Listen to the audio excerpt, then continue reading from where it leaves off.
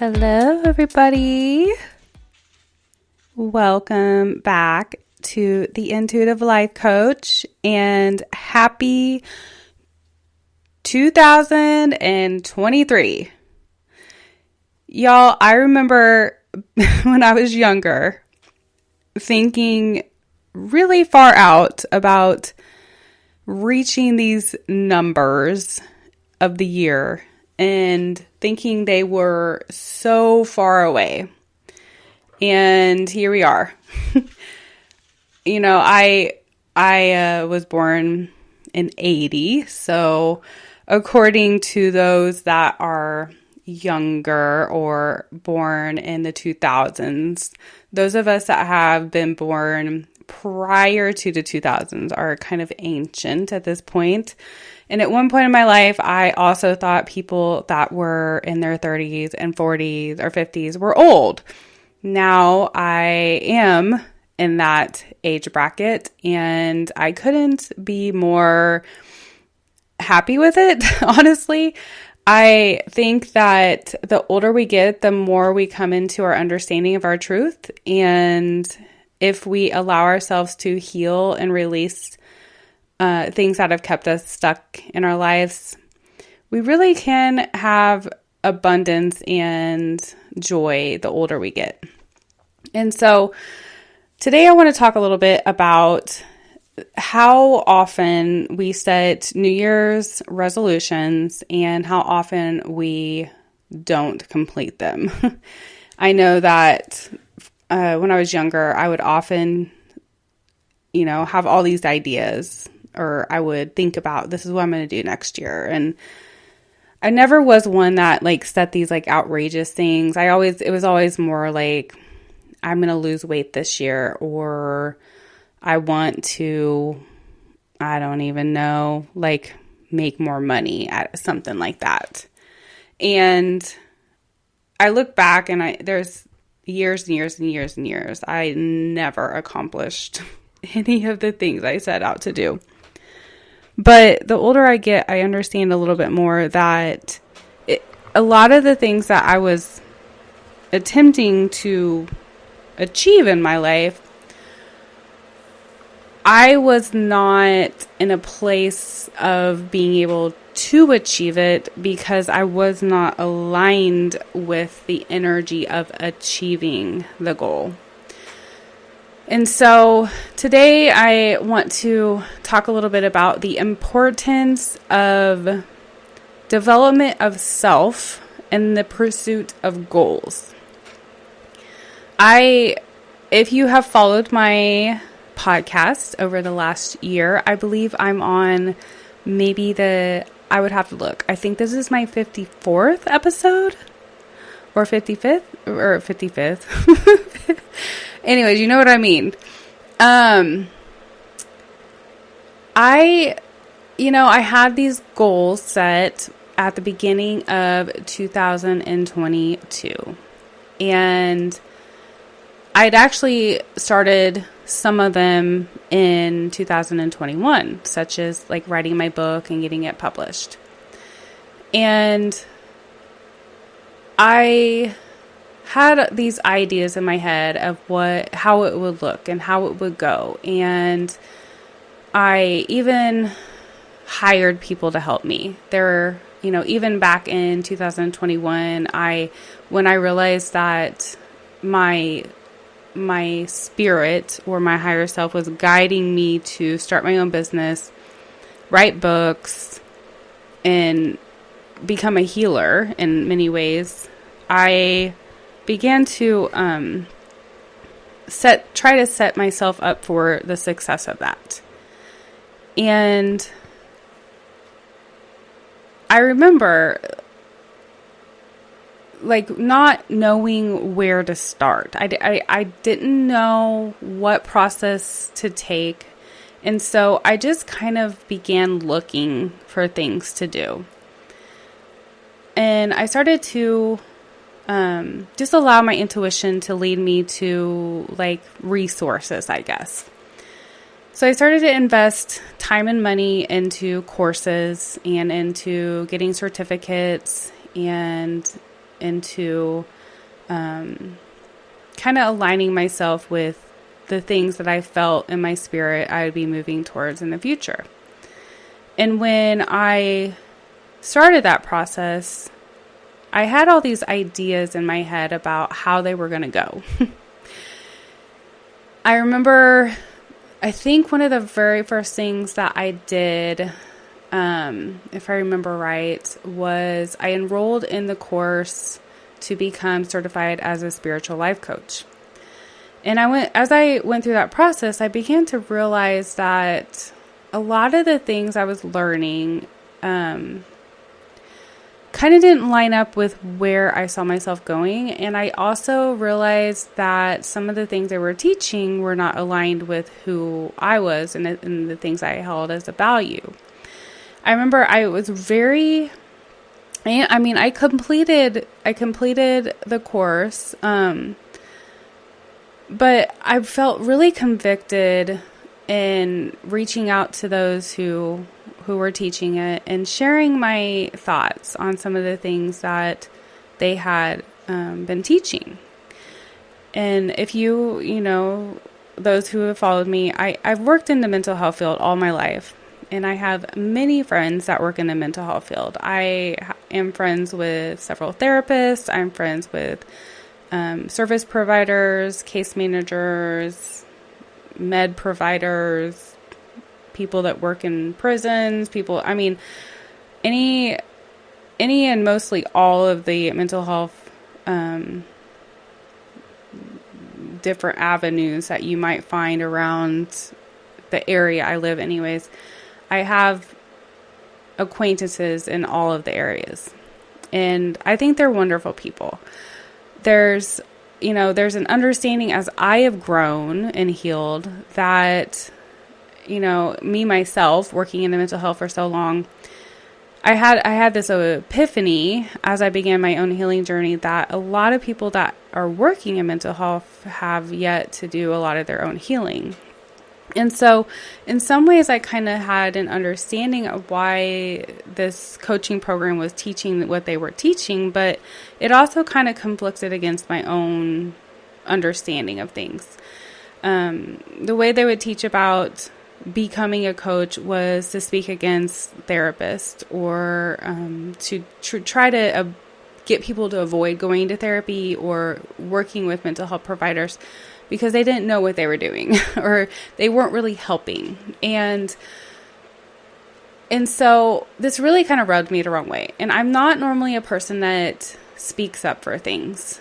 And so, but I kept feeling in my intuition, I needed to share this with them. I needed to share that this was not always the case. And trying to steer them away from engaging in things they need is a disservice to people's healing, because everybody's on their own separate journey. Everybody's on their own, they're in their own energy of what they can receive at the time. And I know for a fact, had I not started my healing journey several years ago in therapy, I would not be where I am today. Now, if you read my first book, Leaf Lessons, When Trauma and Religion Collide, The Process of Spiritual Awakening and Healing, you will have read that I did go through a few different therapists before I was able to find one that I was aligned with, and that I don't know, like there just is a energy of healing within that relationship.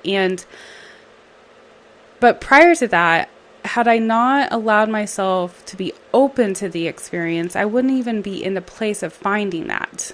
And so I will never discourage somebody from using a service that can get them to where they want to be. Since then, I've also engaged in other healing avenues, because I've realized that it really isn't just about one part of healing. Like, we can go to therapy all of our life, but if we don't put the practice in our daily lives to heal, then we aren't going to align with that healing. So that is where the coach comes in. For myself, this is where I believe coaching is helpful. Aligning alongside where the person has been, and maybe even if they are ending the therapy process or they're coming to a place where they need extra support to continue the journey, adding in a coach can help bring an awareness of what needs to be done on a daily basis to continue to practice what they're learning.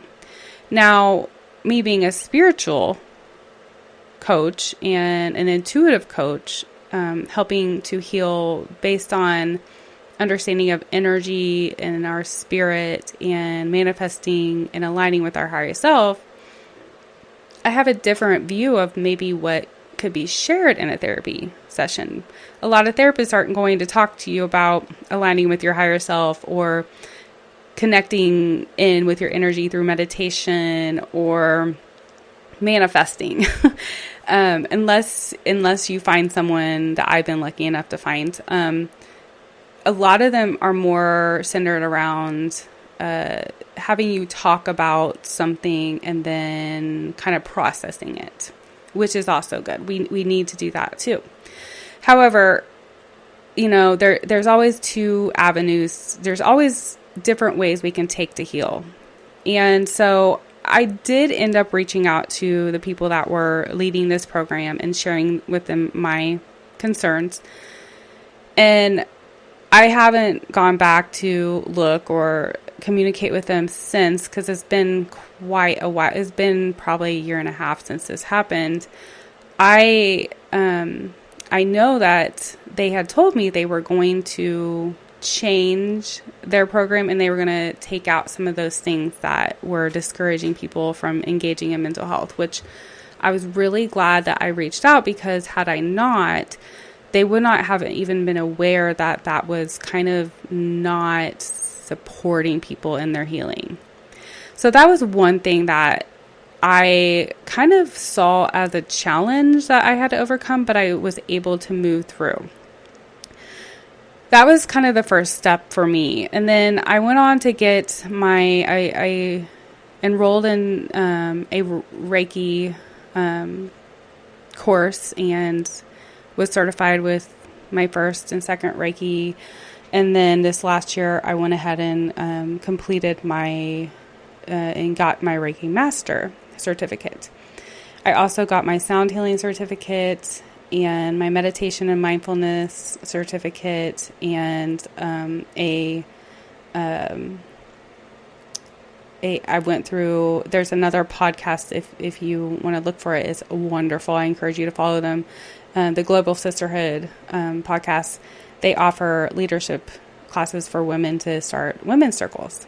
And so I've seen my life evolving over the last couple years in developing things to align with the goals that I have set for myself. Yet I haven't completely achieved the goals I desire. And I came to the realization I would say this is starting to really come into my awareness within the last several months. And even in the clients I'm working with now, I have several individual people I'm coaching, and I've had several that have went through some of my courses where I'm sharing things with them, and it all resonates, and then they seem to understand, but then there's that lack of putting it into practice. And normally the reason this happens is because there's some type of fear involved in this process. And I realized this in my own process as well. And, as I began to try to start this business, I had hired some coaches to help me become a coach, to help me start my business.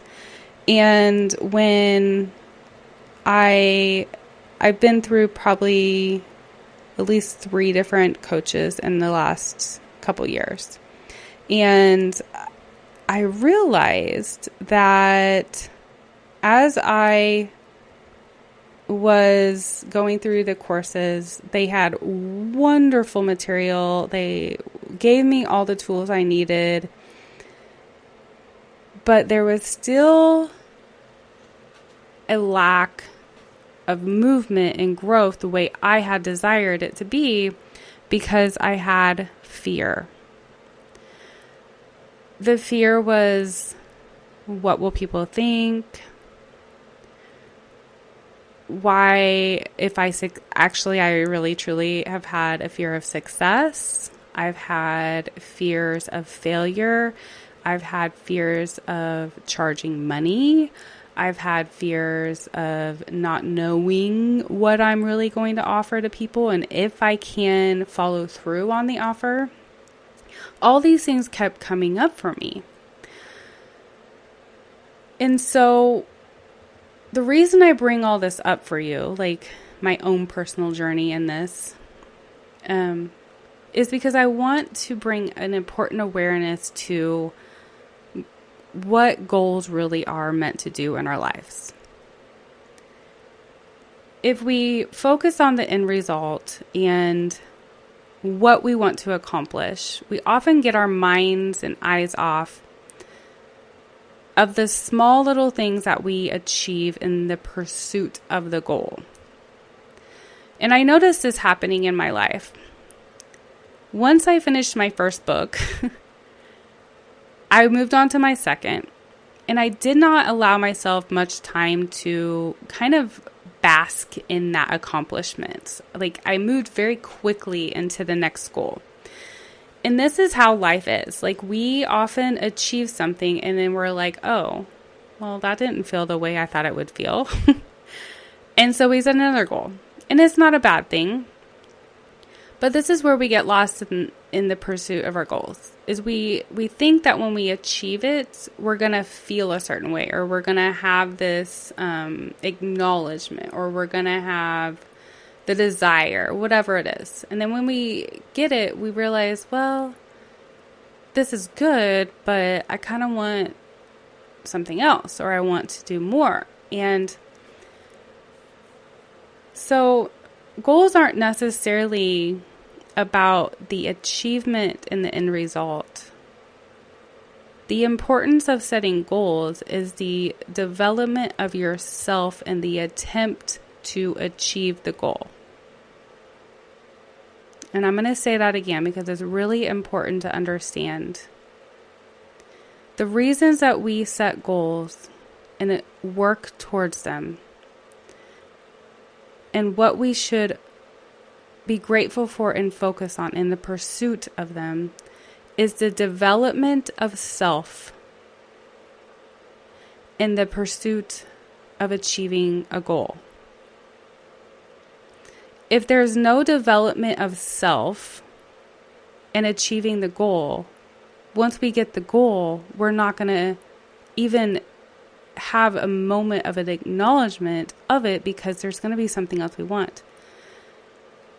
Now, if we've achieved development of self as we pursue the goal, we can look back and see the enhancement that it brought to our life as we receive it. So, for example, let's look at something such as weight loss. Many people set goals for weight loss in the new year. The way, and this is coming from experience, the way that we often set a goal for weight loss is we think, okay, I'm going to eat healthy, I'm going to exercise, I'm going to do this activity, I'm going to, this is the weight I want to be. We kind of set all these end results that we want to achieve.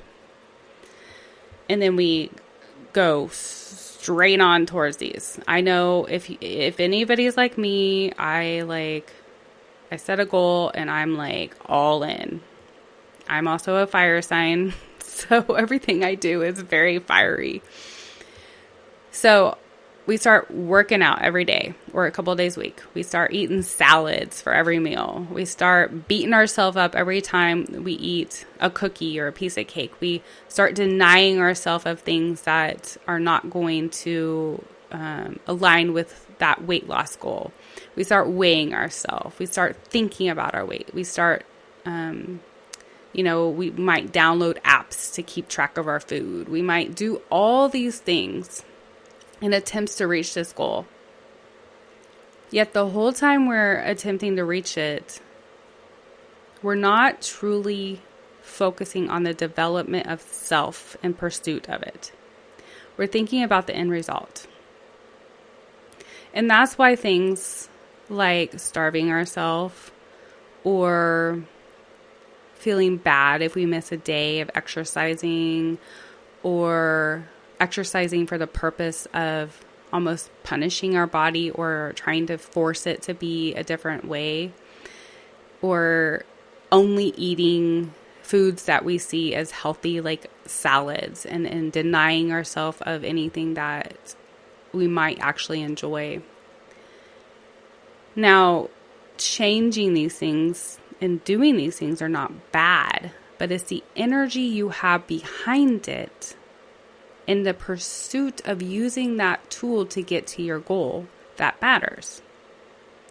If we actually were taking the time to focus on our mindset, focus on our why, enjoy the journey, be thankful for the opportunities to eat healthy, and thankful for the opportunities to enjoy life. Be thankful our body can actually move and we can go on a walk or we can go to the gym and enjoy that activity. Then we don't build a understanding within our own body and energy that we bring gratitude into the process of the goal. And without the gratitude, it becomes an obstacle in our life that we are trying to overcome. You know, I really like the saying of, it's not the mountain that I have conquered, but myself in climbing the mountain. Because, you know, I'm an avid hiker. I love hiking. I remember when I very first started hiking many years ago, there was a trail by my house and I'd always drove by it. I'm like, gosh, that looks so fun. And one day I thought, you know, I'm going to go on it. And when I went on it, I took the shortest trail I could find, and I only stayed on the outside of the wooded area because I was afraid I was going to get lost. Over time, I got really bored with it. And I was thinking, gosh, there's got to be more out there that I'm missing. And so I began to face my fear. And I thought, surely I can do this. Over time, I started branching out and taking other trails. And before I knew it, this entire wooded forest area that has many trails within it, I had the entire thing memorized. Today, if I go on those trails, I know exactly where I am and exactly how to get back to where I started or somewhere else on the trail. I never fear being lost because I expanded my understanding that the more I open myself up to new, the more I grow in the ability to see and experience other things. So in the pursuit of me expanding myself and releasing the fear to experience more, I started to realize that it wasn't necessarily the end of the trail I was seeking. It was the experience of the trail I was seeking. And so once I understood that, and then I expanded myself onto going on to solo trips to the mountains and traveling and doing hikes other places, I began to allow myself to pay attention to where I was on the trail and to smell the air and to take pictures and to stop and hug a tree or appreciate the squirrel that was making noises and cackling at me, or the bird that flew in front of me, or the rock that stuck out to me. And in this, I was able to achieve goals because I was taking moments to enjoy each part of getting towards it. I remember there was a mountain I climbed in Colorado a couple years ago, and I knew it was going to be a hard hike. I purposely picked it because it was hard. And the top of it supposedly was supposed to have this beautiful lake. And I wanted to get there so badly. And I had set an appointment for like 4 or 5 hours later in the day. And when I went to this trail, I knew I had about 5 hours to get through it and get to my appointment or where I was meant to be. And I did not anticipate it taking 2.5 hours to get to the top of the mountain. In the pursuit of achieving this climb, I remember it was hard, and I would purposely take moments to pay attention to everything that I was experiencing on the way to the top. Every rock, every moment there was an opening or clearing, I could go look over the side of the mountain and see, the scenery around. Every little animal I came across, the trees, the bark on the trees, the way the air felt and how it changes the higher I got. I just allowed myself to experience the whole thing and absorb it. And the very top of the mountain, it got pretty hard, where there was quite a bit of rocks I had to climb over and through, and I loved the challenge of that. It was so much joy for me to push myself to get through these obstacles. Then when I got to the top, I realized how long it had taken me to get up there. And the thought of needing to be at the next place came into my mind, and I began to panic a little bit. Instead of staying on top of the mountain and enjoying the view of this beautiful lake I had worked so hard to get to, all I could think about was getting back down the mountain in a timely manner so I could get to where I needed to be, because I only had 2 hours to get there. That meant climbing all the way back down the mountain, getting in my car, and driving to this place. So instead of taking my time at the top and enjoying the experience, I kept thinking about where I needed to be next. So just after a few minutes of being up there, I turned right back around and I started going back down the mountain, because I knew it was going to be a hard climb back down because it was hard to get up. And I missed so many things on the way down because all I could think about was getting to the bottom. If I could go back and do that climb again, I would not only enjoy the climb up, I would enjoy the time at the top and the climb back down. Instead of putting a limit on myself to achieve this in a certain amount of time or for it to be a certain way, I would have let myself have the full experience of the accomplishment. And I believe this is what we also do with our goals sometimes. We put timelines on them. We put obstacles.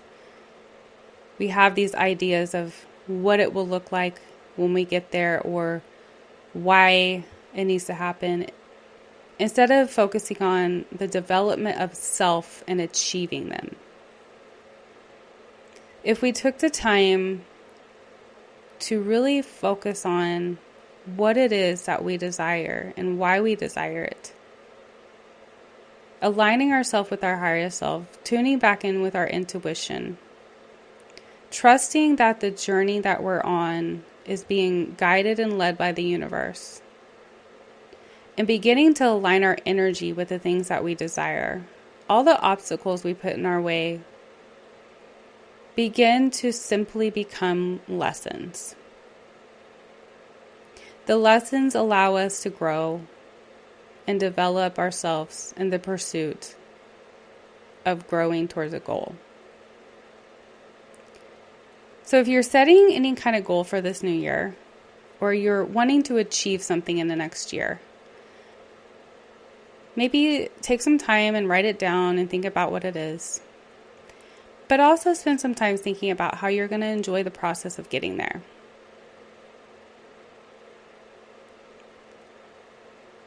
What is it going to feel like in the pursuit of this? How is your energy going to change? How are you going to align more with your highest self? What is it going to feel like when you finally do get there? But are you going to be a different, changed person so that you can maintain that progress when you do achieve it? Or are you going to go back to where you started because you didn't allow yourself to be developed in the pursuit of the goal? I challenge you to think about this as you move into this next year. Everything that we desire and we want to accomplish, we can succeed at. But we must also remember what is most important in life is the development of self in achieving anything that we want to achieve. So I wish you all the best 2023. I send you all the universal love that there is. I wish you the best day, night, evening, whatever time it is. And I will talk to you again next time. Namaste.